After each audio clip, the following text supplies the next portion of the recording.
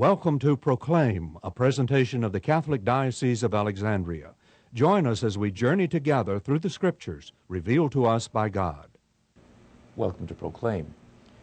We continue the story of the disciples as they make their way across the lake. It says, the sea was stirred up because a strong wind was blowing. When they had rowed about 3 or 4 miles, they saw Jesus walking on the sea and coming near the boat, and they began to be afraid. Slightly different way of describing it than we find in Matthew and Mark. There it becomes a violent storm and they're even perhaps in danger.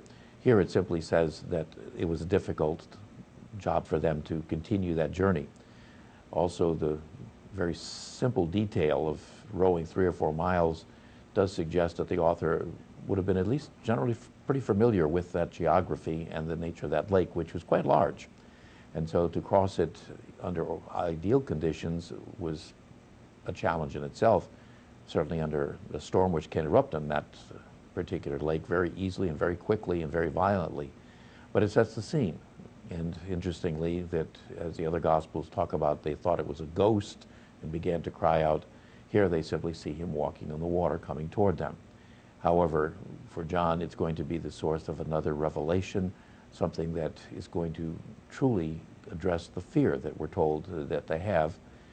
And their fear is not surprising. They're continuing to encounter things that are clearly extraordinary.